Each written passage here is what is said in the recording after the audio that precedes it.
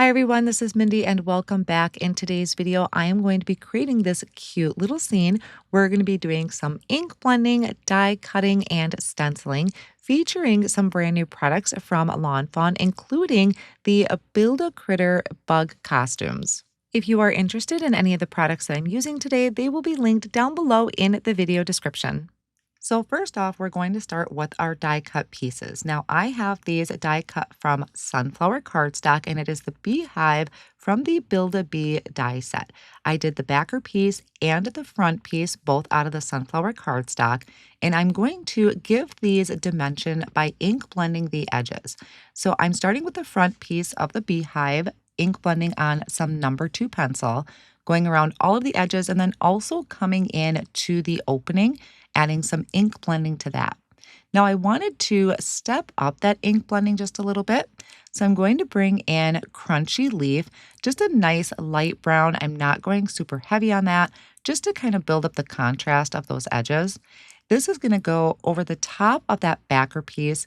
And while I could have cut that backer piece from maybe like a dark brown or even a dark gray cardstock, I decided to do some ink blending on this as well.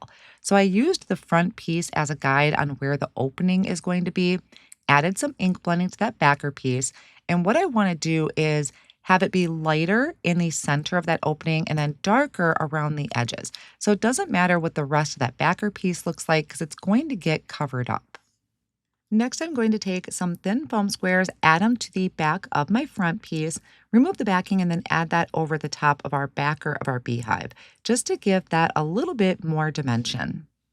Then I'll move on to working on my bunny. So I will be using the Build-A-Bunny die set and the Build-A-Critter bug costume. So I'm going to dress my bunny up as the bee. I started with Kraft Cardstock for my bunny, and I'm going to ink blend the edges using some Walnut Ink. You could do a lighter color of cardstock if you wanted a lighter bunny, and I will actually show an example of that a little later on because I did have one pre-done that I had played around with. Now, once I have all my ink blending done for the body and also the head for my bunny, I can start assembling this. So for the ears, I used Ballet Slippers cardstock.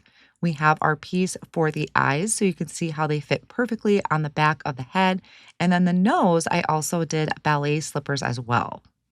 So I start working from the top down, essentially, when it comes to my critter. I'm going to go ahead and add the little headband that's going to have the antennas. That's out of black licorice cardstock. And then the 2 little circle pieces I did out of sunflower cardstock. So the body for the bunny out of the Build-A-Bunny set, you don't actually have to die cut because we're using the body from the Build-A-Critter bug costume. I did the stripes out of sunflower, the backer piece for that out of black licorice. And then we have these cute little feet. So our bunny is sitting down with his feet sticking out. That is the Kraft Cardstock once again, and the ballet slippers for the pink of the feet. Then I have his arms. Now you could have these arms extended if you wanted the bunny to be holding something, but mine's just going to be sitting there cute as a little bee. So I'm just attaching those right behind the body. And then we have the wings, which I did out of, I think this was the Mist cardstock. So it's going to be a light blue, but the wings would also look super cute die cut out of vellum. I did do a couple little flowers. I like to have these as extra just in case I decide to use them on my project. Then the last finishing pieces are the cheeks, and I also added a cute little heart die cut out of tomato cardstock. Now I'm going to work on the background for my scene, and I really wanted to use this cute little Be Happy stencil, but I wanted it to be more of just subtle interest in the background versus a focal point. So I'm using a sticky mat that is very well loved and stained. I'm going to have this go in a landscape orientation. I'm holding, my sticky mat is holding my lavender or fresh lavender cardstock down.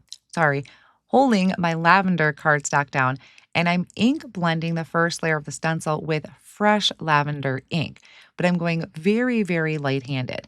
Now I do have these corner markers. They come with, or you can get them separately for the stamp wheel. I like to use them for placement of my stencils, so I never have to worry about if I'm lining it up correctly or not. The guides are there to help me. And each layer of the stencil, I will go just a little bit heavier handed than the previous layer. So I'm still using fresh lavender, which is a light, light purple from Lawn Fawn. The layer with the stripes, which I think is the third layer, I do go just a little bit more heavier handed because I need those stripes to pop out a little bit more.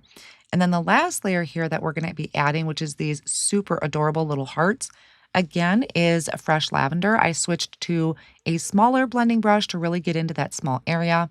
And then I'm going to kind of just really glaze over the top of those hearts using grape jelly. So I don't want to go too heavy handed. I don't want that to stick out like a sore thumb. I just wanted them to stand out a touch more.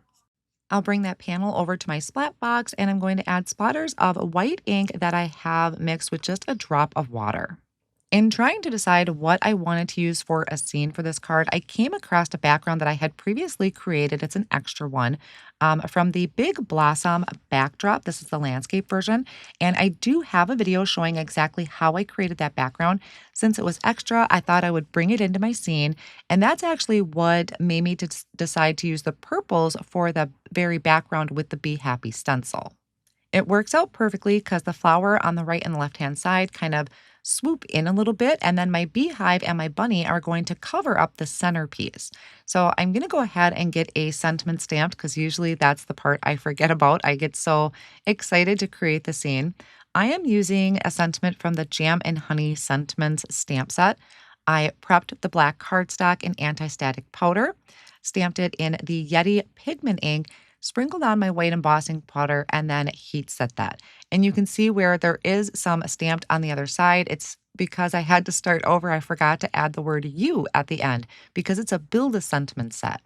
Then after that has cooled, I'm going to die cut it out with the Everyday Sentiments banner stamp set. Once I run it through the first time, I can adjust that die so that I have a banner on each end.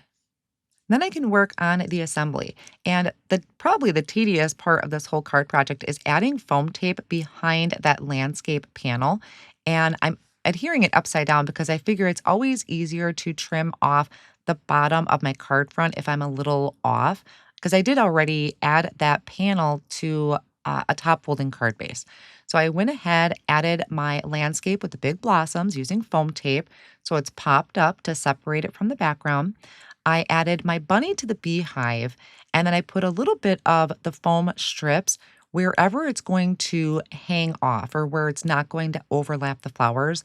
And then the rest of the pieces, I will add the liquid glue to, and I'm going to pop up my sentiment using some black foam squares.